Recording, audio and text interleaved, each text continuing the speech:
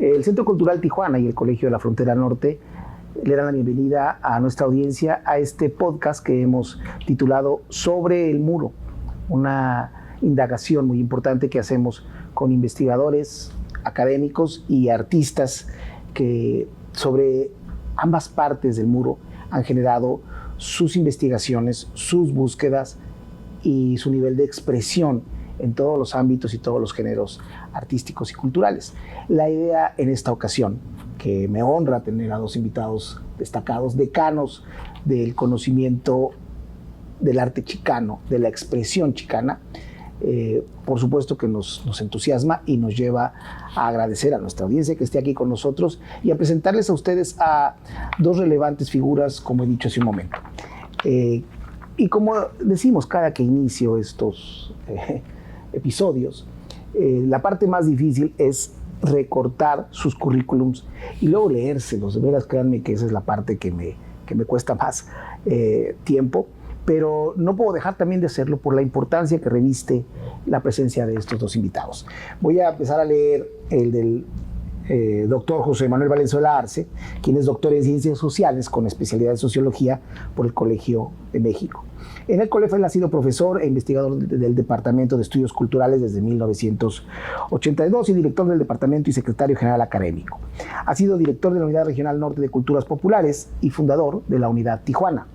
Además fue director de la revista Frontera Norte del propio COLEF y sus investigaciones han abordado temas relacionados con la cultura, identidad, fronteras culturales, movimientos sociales, culturas juveniles, sociología urbana y cultura popular.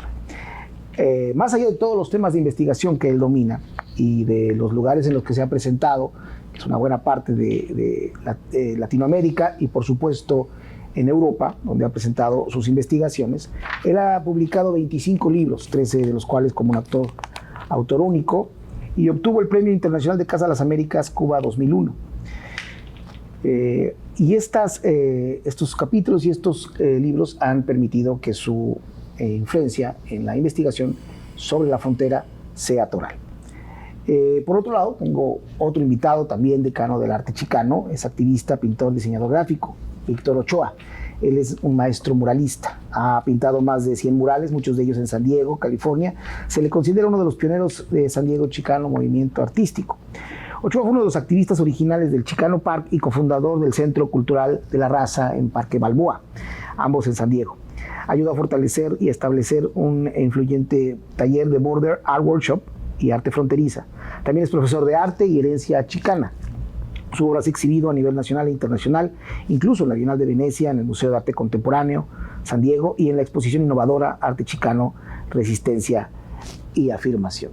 Estos muy brevísimos currículos, quiero que me lo disculpen. Ya debo decir que no soy director de la revista, que este es un currículum de hace como 15 años, y lo debo decir porque no va a ser que me acusen de andarse, que sea yo el que sea acusado de andarle atribuyendo, doctor, cargos que no estaban así, pero no nos preocupemos porque la otra parte, la parte fundamental de su currículum es la que impresiona a nuestro público y la que nos tiene aquí. Y para empezar a hablar directamente, quisiera decirle de qué manera, como pregunta, de qué manera el arte mural retrata las experiencias de la migración humana, porque quisiera que fuera usted quien avanzara en este tema al principio. Bueno, de entrada yo creo que habría que destacar que el muralismo y en general el arte, como expresiones humanas, han contado la historia social a lo largo de la historia. En particular, el muralismo comparte algo con el corrido. El corrido fue el dispositivo narrativo de un pueblo, el pueblo mexicano, una población iletrada, que no sabía leer y escribir, pero podía contar cantando su historia, sus sueños, sus anhelos, sus agravios. Entonces, a través del corrido se cuenta la historia social del pueblo mexicano. Con el triunfo de la Revolución y todo este proyecto de construcción de un gran imaginario nacional, donde convergen figuras importantísimas en la literatura, como Mariano Azuela, como Nelly Campobello, como Martín Luis Guzmán y otros. En el campo de la danza, obviamente, las coreografías de masas de Nelly Campobello y Gloria, que también participaron. en la música, Moncayo, Revueltas, Chávez, y en el tema en particular del muralismo, efectivamente Rivera, Orozco, Siqueiros, pero también Aurora Reyes, que fue una gran muralista también. Pero aquí en este caso comparte algo en común.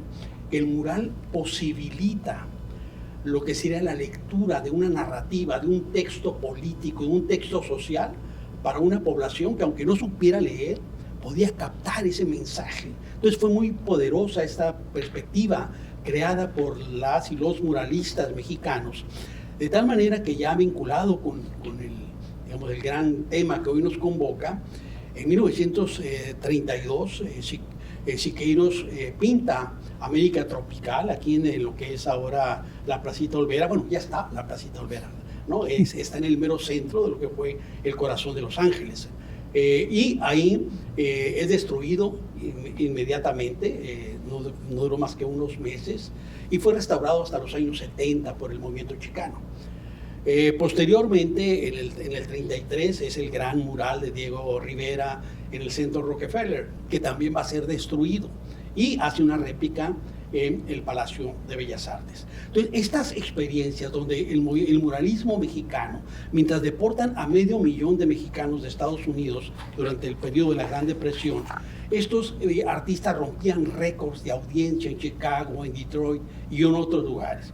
De tal manera que jóvenes que trabajaban en los campos, como Malaquías y José Montoya, que van a percibir años después, esa fuerza del muralismo mexicano, y van a entender que es un dispositivo central para contar las historias del pueblo chicano, ya no tanto para una población iletrada, sino para una población multilingüe y multicultural, en el cual el muralismo, como bien lo sabe aquí Víctor Ochoa, una figura icónica de esa historia, pues le sirvió para contar nuevas luchas políticas por parte de esta población, digamos, subalternizada en este control político anglo-estadounidense. En ese sentido, ha citado dos cosas súper trascendentes del tema que estamos hablando. Una es la ciudad de Los Ángeles, con donde tú tienes una gran historia. Sí, yo soy nacido en Los Ángeles. Cuéntanos esa parte. Bueno, mis padres eran indocumentados y desde los 40 mi papá estuvo en el Zoot Suit Riot del 43, y él era un hombre bastante grande y fornido, no como yo que estoy acá medio de vilón. Levantó dos marineros y los aventó al río de la calle Sexta, y pues era famoso porque él no aguantaba que vinieran los militares a golpear a los mexicanos, ¿no? Y pues yo nací en el 48 en Los Ángeles, y sufrimos la operación Espaldas Mojadas en 1955. Interesante para mí, abrió Disneylandia en el 55, mi papá me llevó a ver a Disneylandia, y de ahí el siguiente día ya veníamos con todas las chivas a Tijuana. Deportados. Mi hermano y yo nacimos en Estados Unidos, pero éramos chicos, yo tenía 7 años, así es que no me podía quedar solo allá sin mis padres, ¿no? El muralismo chicano representa este tipo de situaciones. Pues yo creo que para mí tengo la influencia de la frontera. Por cierto, que estoy escribiendo un libro que se llama Chicanosauro en la frontera, y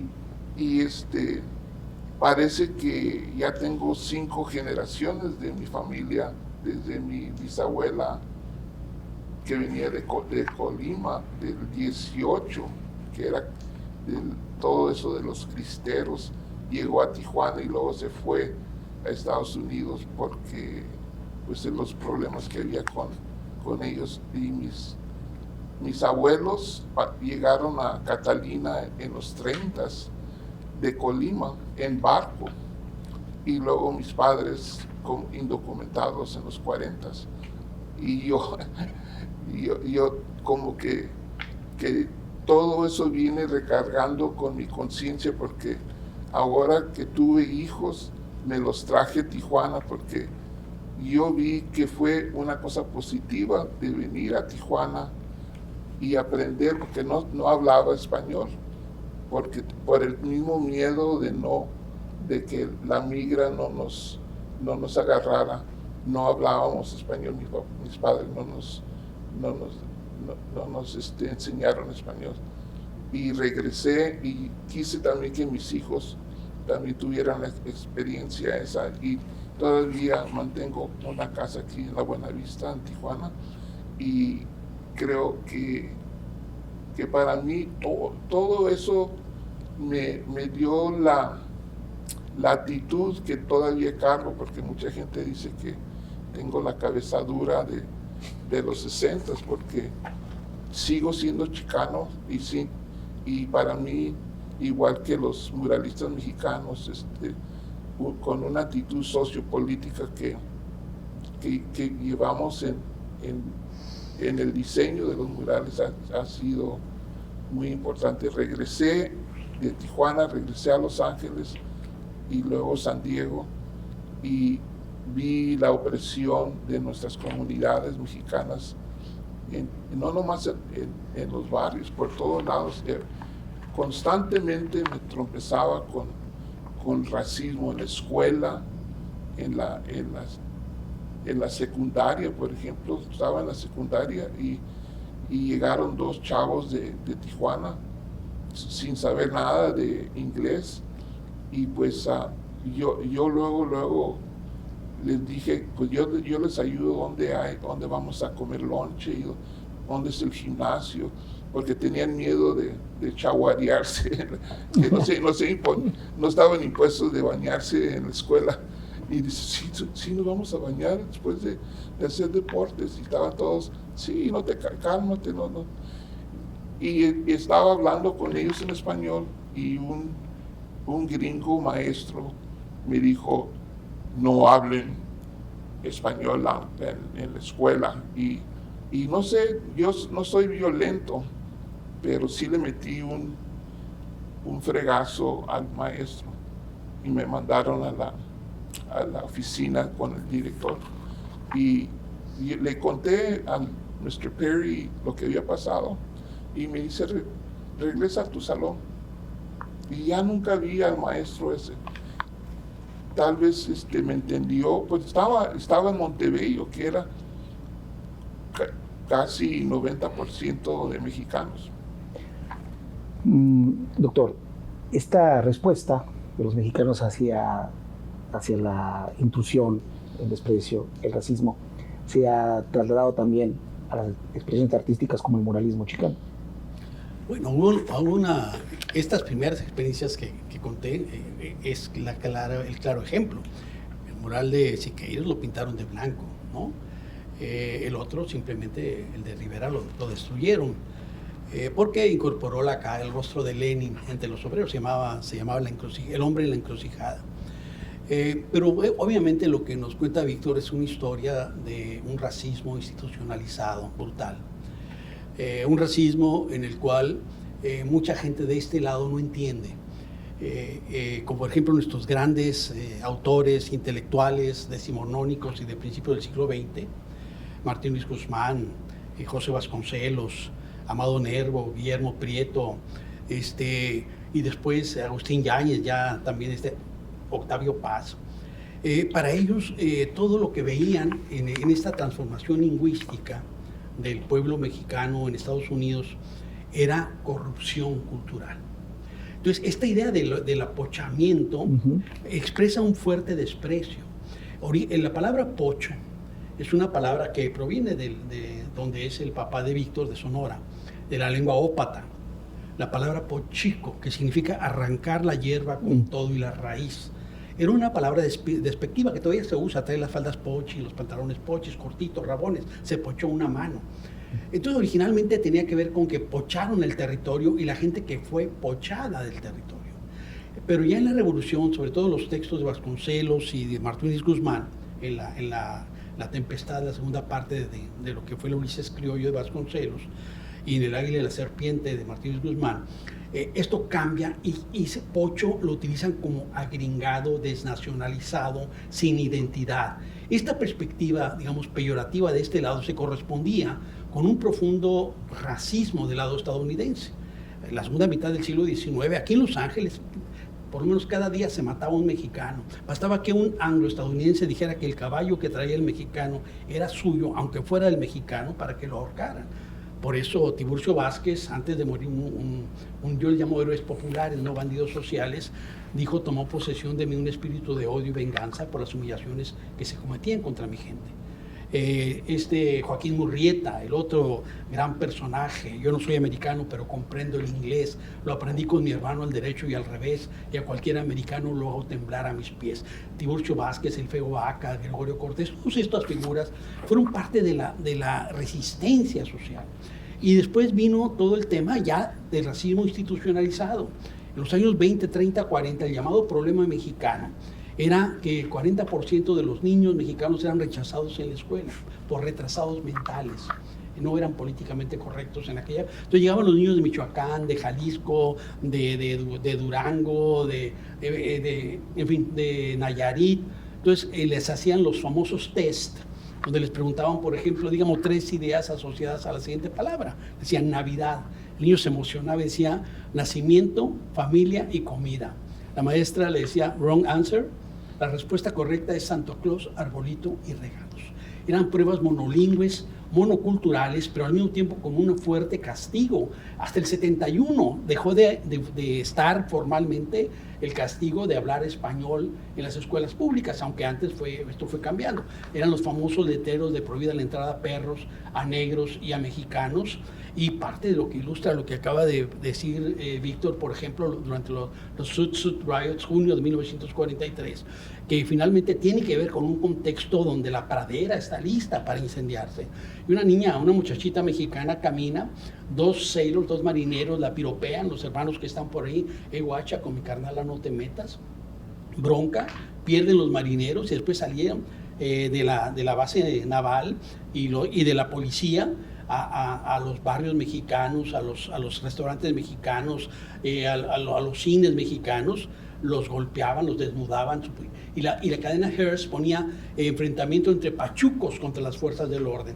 Además los golpeaban, los desnudaban. Hubo varios casos de mujeres violadas. Entonces todo esto derivaba en lo que fue la posición de la policía de Los Ángeles a través de la declaración, del documento oficial de Teniente Durán Ayres ante el jurado de Los Ángeles, que decía que lo que el mexicano siente es solo el deseo de matar, utilizar un cuchillo o cualquier otra arma letal, o por lo menos ver sangre, y llamó la atención de los sacrificios humanos de los aztecas para demostrar que una innata vena de crueldad anidaba en él. Entonces todo eso junto se vinculaba con una perspectiva, y con esto cierro esta idea, y era que efectivamente del lado mexicano se veía como corrupción lingüística, cultural, pero lo que no entendían era esto que aparece en la obra de Shakespeare, en la Tempestad, donde lo que sería Calibán, que querer aprender el idioma del dominador para poder enfrentar o para insultarlo. La población mexicana de repente era población campesina, vaqueros, rancheros, que no hablaban inglés. Entonces de repente 75,000 según Kyle McWilliams en el norte de México, 100,000 según Manuel Gamio en Forjando Patria, 125,000 según estudios chicanos, de repente son abruptamente extranjeros en su propia tierra y no hablan inglés y tienen que comunicarse porque el control y el poder lo tiene el anglo. Entonces tienen que ir recreando, y track se convierte en traque, market en marqueta, porque así les sonaba. Entonces recurren a un proceso de reinvención lingüística como dispositivo de resistencia social y cultural frente al racismo, y eso creo que fue cambiando y sobre todo se hizo visible con justo ya en los años 60 con el movimiento chicano y el movimiento de los derechos civiles de la población afroestadounidense. Víctor, en ese sentido, tu obra como muralista, ¿qué dirías que tiene más? O háblanos de ambas cosas. ¿Búsqueda de identidad o también denuncia? ¿O cómo abordan cada uno de esos temas? Sí, los temas de los murales fue muy interesante cómo se desarrollaron. Yo me acuerdo de los primeros murales, pues tratábamos de ser muy democráticos y que toda la comunidad entrara a sus opiniones, ¿no? Y yo me acuerdo que lo primero que pintamos fue que, aquí no nos, y eran muchos maestros de escuela, porque no nomás somos en agricultura y restaurantes. Últimamente que estuve en el hospital, me quedé asombrado de la cantidad de doctores y especialistas que hay en los hospitales que son mexicanos. Total que todos estos maestros dicen, no les enseñamos a los chavos nada de México o Chicano, y no necesitamos que ver héroes mexicanos, y era algo que primero plasmáramos, personajes de nuestra historia, ¿no? Y pues siempre viendo qué es lo que nos está afectando peor en la comunidad fue la lucha con los campesinos, con César Chávez, todo lo de inmigración fue un tema que todavía es súper importante. Acabo de terminar uno sobre Anastasio Hernández Rojas, que lo mataron aquí en San Isidro hace 11 años, y lo encueraron y lo patearon y le pusieron esos tasers en el cerebro y lo mataron. La brutalidad del policía en el barrio, nos han continuamente, ya sea nos persiguen, nos balacean, nos maltratan, nos encarcelan por las razones más. Conozco chavos que tienen 20 años en la prisión por traer un toque de marihuana, por ejemplo. 20 años. Y educación bilingüe, por ejemplo. Aquí estamos en la frontera más transitada del mundo y les duele enseñarnos español en las escuelas aquí en San Isidro y Chula Vista y aquí en la pura frontera. Muchos temas de nuestras raíces prehispánicas, por ejemplo. Tenemos más grupos ahora de grupos de danza en Estados Unidos que ni en México. Cada ciudad tiene docenas de grupos de danza. Y para mí, pues como conocí a los primeros capitanes que llegaban del DF, vi que la danza nos enseñaba muchas de nuestras raíces prehispánicas. Y ese con orgullo y respeto lo aprendimos de ellos y se desparramó como un fuego en todo el sudeste de Estados Unidos hasta Chicago y en otras áreas donde te sorprendes estar en Memphis, Tennessee, y hay danzantes aztecas ahí.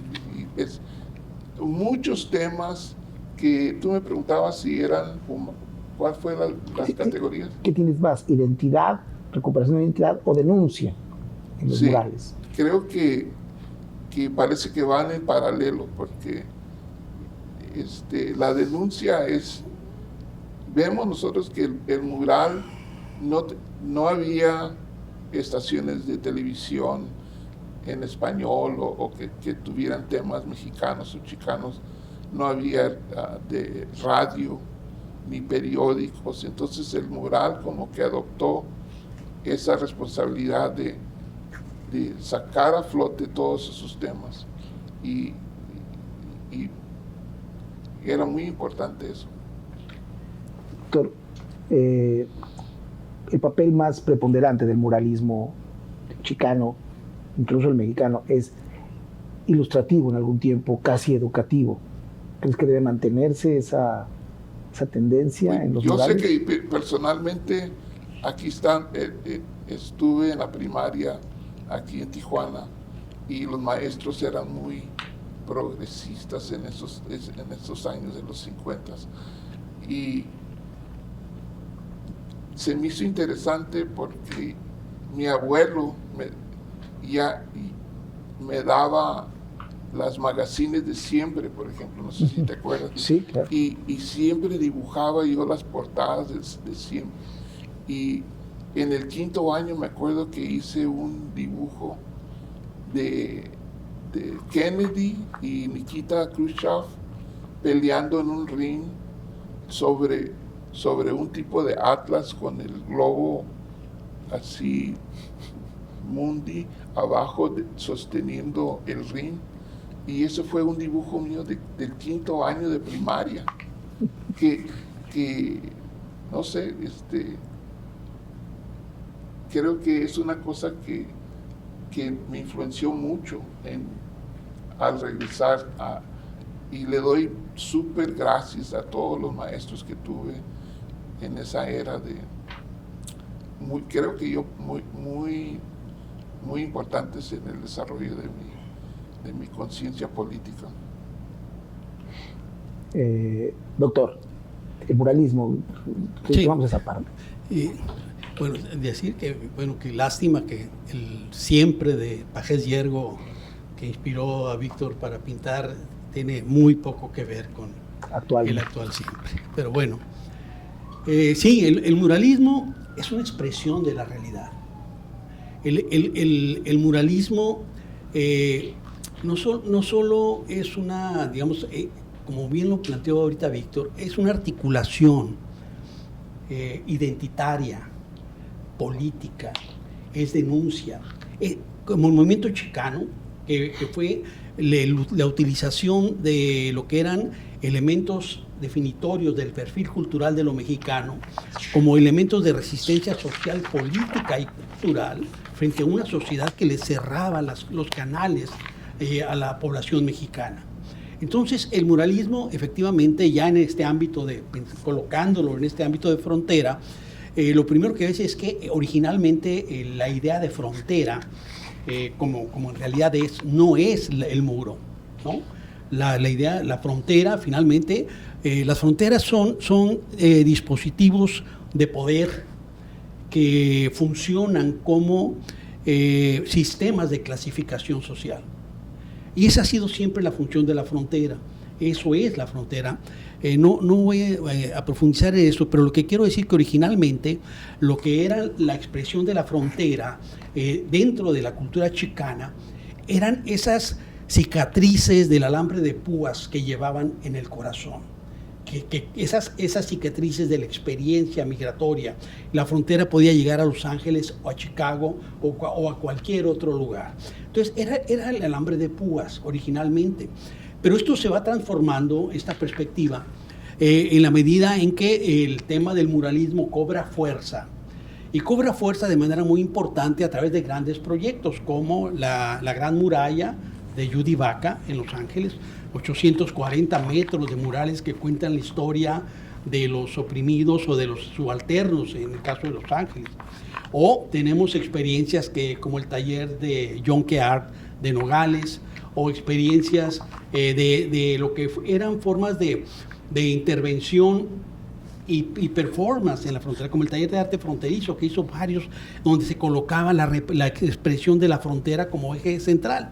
Y en los años 80 surgen muchas de estas expresiones. Yo creo, vinculado al taller de arte fronterizo, la propia experiencia de lo que fue el Festival Internacional de la Raza, y posteriormente todo el proyecto de Insight, que efectivamente colocó el tema de la frontera como un gran dispositivo para expresar lo que eran estas realidades transfronterizas, con grandes proyectos, entre ellos el Caballo de Troya de Marcos Ramírez R., el Ayate Car de Betsabe Romero, La Nube de Alfredo Ollar, el de Arias, el proyecto que se llama el Muro y la Mula, donde coloca una réplica del muro como cuchilla abajo, le saca filo, un espejo en el piso, no llega hasta el piso, como 10 centímetros antes, y una línea que simula que es coca, es polvo blanco, pero él mismo está con el torso desnudo y con un endoscopio, donde la gente se puede asomar y ver verlo por dentro, donde la idea es demostrar que no lleva droga. Todo este estereotipo del tema de cómo se incorporó la supuesta lucha contra las drogas, que no es otra cosa más que un dispositivo de orden bio-necro y geopolítico de control social sobre población interna de Estados Unidos y sobre otros países. No tiene nada que ver con la lucha o el control del narcotráfico. Entonces aquí lo que tenemos es que dentro de esto, en la medida que se fue transformando el propio muro, en los 80 va a prevalecer, por ejemplo, yo también puedo colocar lo que fue Light Up the Border, Ilumina la Frontera, que también como una fuerte instalación de la gente frente a esta perspectiva de los racistas, supremacistas que se ponían en la frontera. Entonces era originalmente las púas, después era el alambre rómbico que se fue colocando. Entonces esta idea de la intervención en el muro básicamente ocurre a partir de los grandes cambios que surgen no del ataque a las Torres Gemelas, sino de la caída del muro de Berlín en 1989. Ahí empieza este cambio de lo que era una frontera definida por un mercado internacional de fuerza de trabajo hacia una frontera definida como desde una lógica de seguridad nacional. Entonces, después de la guerra de Irak, donde estas placas metálicas se colocaban para el aterrizaje de los aviones que iban a bombardear a los pueblos, empezaron a colocar después en el 94, y empieza una nueva lógica de un muro metálico que justamente posibilitó su intervención por parte de muchos artistas. Yo recuerdo los primeros que decía ni criminales, ni legales ni criminales, trabajadores internacionales. Aquí es donde rebotan los sueños, que es un poco posterior, pero después algunas intervenciones sumamente relevantes, como sería, por ejemplo, el de los Dreamers, en playas de Tijuana, que tiene un QR donde la gente lo puede colocar y después ver en la computadora las historias de esos rostros que están ahí. El que hizo el R, del águila y el cóndor, que no me acuerdo cómo se llama el mural, pero que representa esta leyenda de que el día que vuelen juntos el águila del norte y el cóndor del sur, habrá paz en el mundo. Libre. Es el mural de Libre, pero no recuerdo el título cómo le llama el mural. Y luego tenemos muchos otros que han sido, digamos, muy emblemáticos de esta intervención ya de lo que es este muro metálico. Pero habría que decir que esto se inscribe en lo que sería una nueva condición de las fronteras. El mundo global atrincheró las fronteras en el mundo. Y vimos que el tema de la migración vinculado a la frontera, la migración más allá de la metáfora, se convirtió en una expresión de la enorme desigualdad en el mundo, de la vulnerabilidad. Y vimos los muros de agua, con el perdón de mi querido José Revueltas, sí, donde el Mediterráneo se convierte en sepultura de migrantes. En la frontera Tapachula, Tecumumán, el río Bravo, los balseros de Cuba a la Florida, y vimos los muros de hormigón en la frontera de Israel y Palestina, y donde se sigue significando un genocidio ante los ojos del mundo. Y vimos también los muros metálicos como que tenemos aquí, esos 3.164 kilómetros compartidos entre México y Estados Unidos. Entonces, lo que creo es que el mural, la intervención, porque viene otro tipo de expresiones, es también realmente casi una leyenda el que el sueño, un integrante de lo que fue el grupo GEM, hecho en México, grupo de graffiti, se subiera ahí justo aquí en la garita de San Isidro y pintara su placazo arriba donde están todos los guardias con sus perros controlando la entrada, y él lo hizo ahí arriba. Entonces, él es un icono para los taggers, para los grupos de graffiti aquí en Tijuana.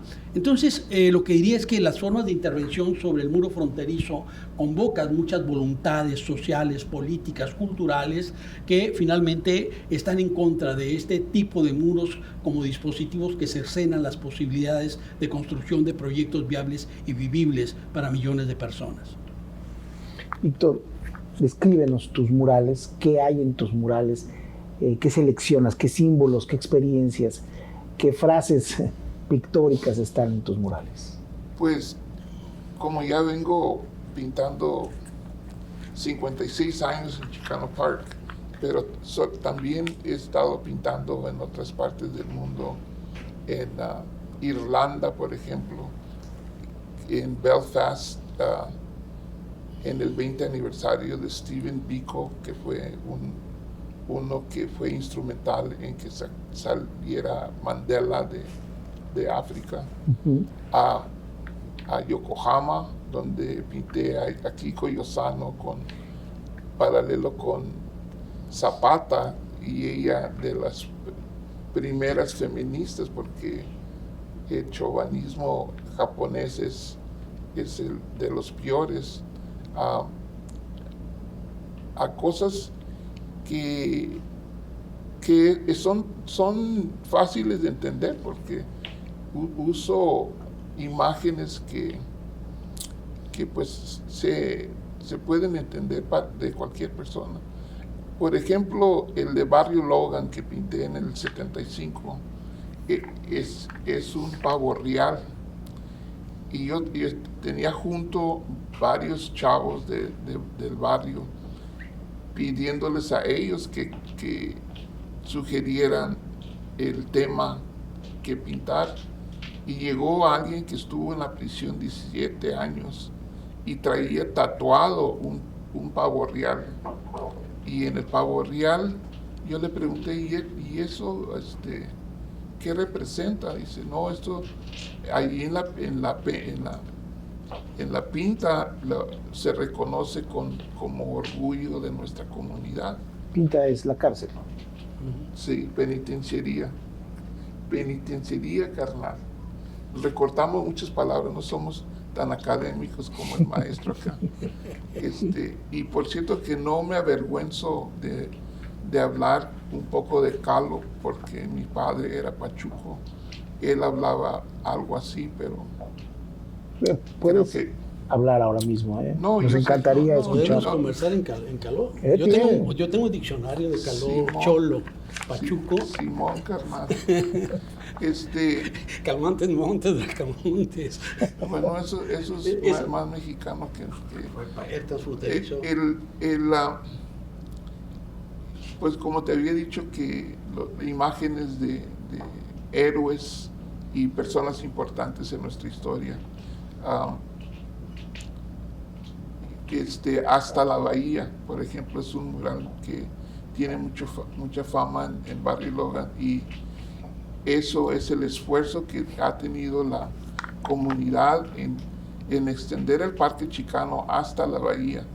Y ahora, después de, primero 17 años duramos para que nos dieran 2.3 hectáreas en la pura bahía de San Diego, que es una de las bahías más bonitas. Tenemos un muelle súper grande, tenemos kiosco, baños, unas dos canchas de soccer oficiales, de inmigración, de la cultura lowrider. Yo soy instrumental en tener 2 campamentos de grafiteros.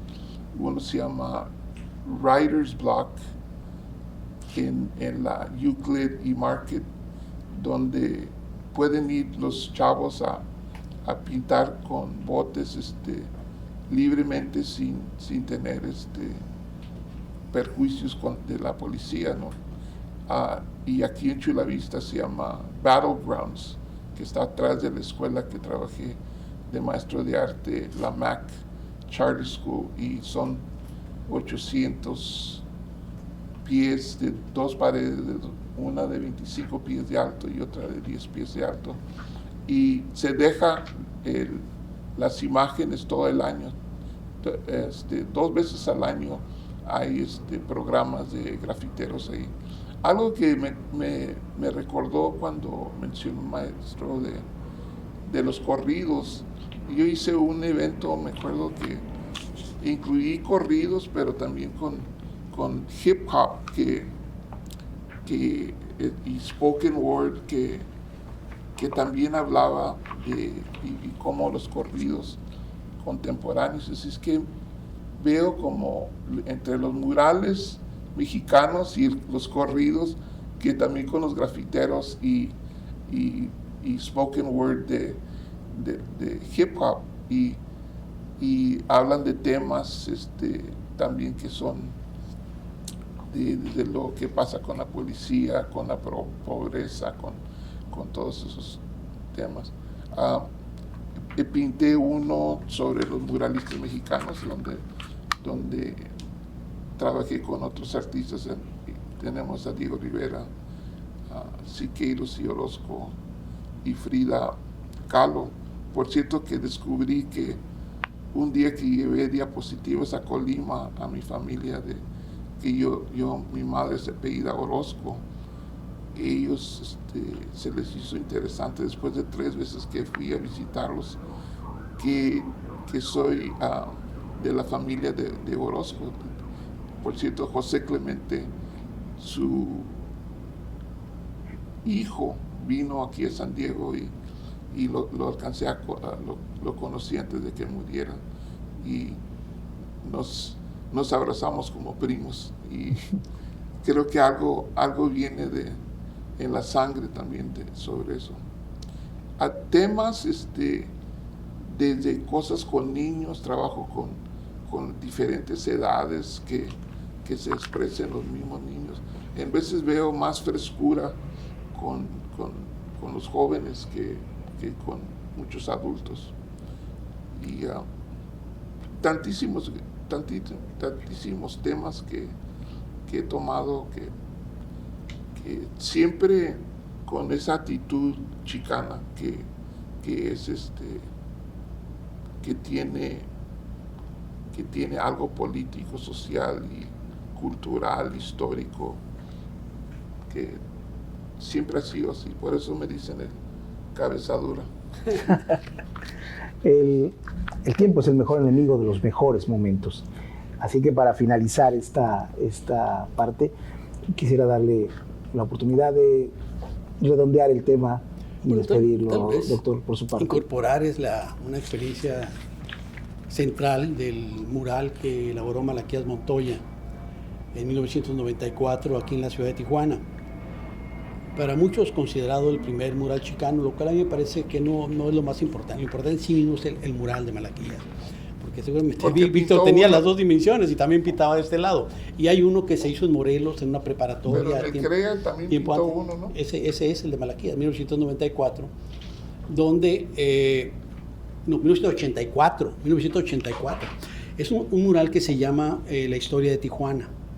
Y este mural, él lo hizo, se elaboró se hizo una pared en lo que eran las instalaciones del CREA, y de un lado se pintó el mural de Malaquías y del otro lado se hizo Carlos Coronado, sonorense, avecindado en Mexicali, hizo también un mural. Entonces, esta historia de Tijuana que representó Malaquías, que incluye la historia chicana, fue un mural, digamos, espléndido, pero no lo cuidaron adecuadamente. Y para terminar con una condición así horrible, el quien entonces fue secretario de Cultura y Deporte, años después de que fue elaborado el mural, que fue campeón mundial de box, iba a tener un evento en el CREA y se le ocurrió que esos murales pues no iban acorde con lo que él quería hacer y los mandó pintar de blanco. Para entonces Malaquías había hecho una réplica que se encuentra en el colegio. En lo que es el comedor del colegio está la réplica de ese mural. Entonces es de 1984 y lo que simplemente añadiría que cuando destruyen su mural, hablamos con Malaquías y yo le dije, Malaquías, ¿qué hacemos? Hay varias gente que quería hacer, pues escribir una carta, hacer un manifiesto. Yo le digo, te buscamos otra pared, como acto de desagravio, ¿tú qué te gustaría que hiciéramos? Y lo hacemos. Entonces, Malaquías, que es un tipo sumamente honesto, congruente, me dijo, Manuel, me dice, yo no estoy indignado, yo no me siento agraviado. Dice, yo elaboro murales en contra del sistema y el sistema destruyó mi mural. El mural cumplió su objetivo. Dice, entonces yo no tengo ningún problema con eso. Entonces, más allá de como ciertas perspectivas, creo que eso lo destacaría mucho, porque además es un mural sumamente relevante. Y para cerrar, diría que pues infortunadamente estas historias de racismo que sirvieron como pues, de grandes temas de la lucha, de la resistencia social, no solo no terminan, sino que vivimos tiempos ominosos, donde nuevamente cobra forma hasta ahora con gran impunidad el tema del racismo, los prejuicios, el clasismo, la corrupción de un imperialismo en crisis, un nuevo orden mundial que no termina de surgir. Y frente a eso diría que estamos observando de manera muy clara una nueva condición de cacería de migrantes, como lo llamó el zar de la frontera de Estados Unidos, el inicio de esas operaciones para detener a los migrantes por el delito de portación de cara. Esto que ha tenido una larga historia, pero con Peter Wilson en los años 90, cuando plantea en la Ley 187, donde se otorga o niega un servicio educativo de salud, dependiendo de la sospecha razonable de que es legal o ilegal, como decían ellos. Se acentúa con la Sensenbrenner, que generará las movilizaciones más grandes de la historia chicana en Estados Unidos, y luego vendrá digamos, con Barack Obama se deportan 2.800.000. Toda esta historia que pobló de experiencias tristes, dolientes a este muro, de este lado de la frontera. Y ahora vemos esta parte ya en un nivel claramente donde el ICE se convierte claramente en un instrumento de cacería de migrantes, de no respeto de lo que son el habeas corpus, ni mucho menos. Una criminalización que inició desde 2015, cuando Donald Trump manifestó su interés de contender para la presidencia por el Partido Republicano, que lanzó su retahíla de mexicanos, migrantes, violadores, delincuentes, criminales. Entonces, todo esto que estamos viviendo, al final de cuentas, que evidencia de manera muy clara que entramos a esta nueva fase del trumpismo, fase inferior del capitalismo. Víctor, ¿cómo cierras este capítulo, este episodio, sí, muralismo chicano? Hay mucho que decir, pero me gustaría primero recomendar a la gente que está viendo este programa que si quiere expandir el tema, primeramente yo tengo en Instagram, tengo una página que tiene mi obra, y últimamente que he tenido nietos está invadiendo mi página. Son mis nietos más curiosos de mi vida. Pero mural en plural Ochoa, Murals Ochoa en Instagram, Murals Ochoa. Y pues tenemos otras páginas muy importantes, pero yo sé que al poner mi nombre en la computadora se encuentra mi archivo que tengo en Santa Bárbara con más de 900 imágenes que también se puede ver. En Chicano Park tenemos una Chicano Park Steering Committee, que es el comité que ha estado programando todos los eventos y actividades desde 1970, que también se encuentra mucha información de los murales, aparte de la historia de los Brown Berets, de la toma de varias cosas, desde la clínica hasta el barrio Station en barrio Logan. Y es muy importante, y están bien ilustradas, y creo que es importante que profundizarse un poquito más con imágenes. Yo soy una persona que prefiero ver imágenes que verme la cara hable. Y primeramente, el arte siempre ha tenido una fuerza, y en veces le llamo una arma de cambio, ¿no?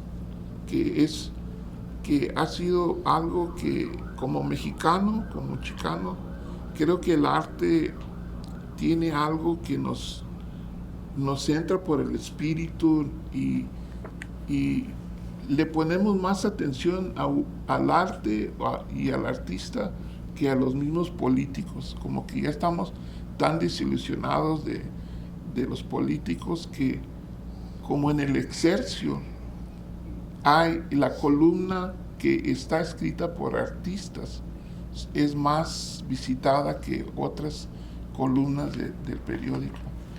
He estado trabajando en México, pinté un mural en Michoacán, cerca de Morelia, en un barrio que muy interesante, que la gente allá son muy similares a los yaquis, que es mi familia, son así medio broncos pero tienen más de 4 millones de michoacanos viviendo en Estados Unidos y van y vienen como si nada. Yo no entiendo cómo es que los chavos de la prepa van, una niña de quinto, ¿qué era? De menos de 15 años, y ha ido a Chicago 3 o 4 veces, ella sola. No entiendo cómo le hacen. Y este último diciembre me invitaron al DF, y cosa que se me hizo súper interesante porque me sentí como rockstar, ¿no? En varias áreas me invitaron con grafiteros, y como tengo tantos años trabajando con grafiteros, conocí a James Prigoff, que fue el que documentó el graffiti de Nueva York y de todo el mundo, porque el graffiti ya está expandido a todo el mundo. Y él me introdujo a los grafiteros de Nueva York y de otras ciudades de todos Estados Unidos y también de México. Hay gente que está haciendo letras chicanas, caló, en DF, que también, que caligrafistas que también me invitaron a hablar con ellos. Lowriders fue algo súper interesante, porque le estaba diciendo a Daniel que yo soy más ranflista que muchos ranflistas, porque aquí, como pobre en Tijuana, sé reparar carros desde el 48 a los 50,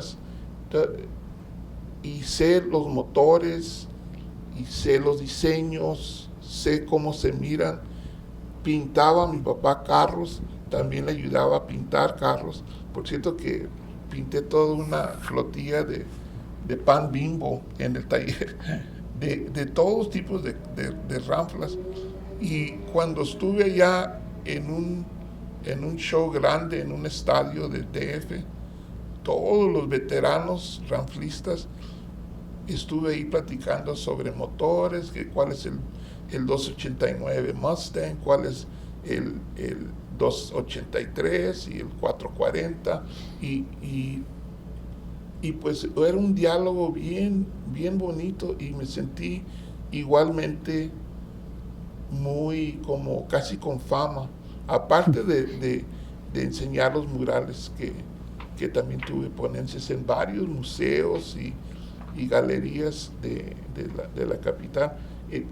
Entonces pienso que en veces pienso que la actitud chicana se está muriendo, y eso lo percibí como en el mediados de los 70, como que toda la lucha social se iba apagando, y me brinqué con los Panteras Negras en el 74 al 78, porque ellos todavía le estaban pegando duro al sistema, y comencé a pintar murales en sus escuelas alternas, que en el DF tenemos como una fama que en veces no encuentro yo aquí en la frontera, Y pues pienso que el arte, para cerrar, que el arte es un tipo de arma como hasta espiritual contra los temas que estamos hablando contra el sistema. El Centro Cultural Tijuana y el Colegio de la Frontera Norte agradecen al doctor Valenzuela y a Víctor Ochoa su presencia y por supuesto a la audiencia que tuvo la gentileza de acompañarnos y que ve en redes sociales estos episodios del podcast sobre el muro, una indagación exhaustiva sobre las expresiones artísticas que se dan y se gestan durante muchas épocas a ambos lados de la frontera. Muchas gracias por estar con nosotros. Muchas gracias a ti. Gracias. Gracias.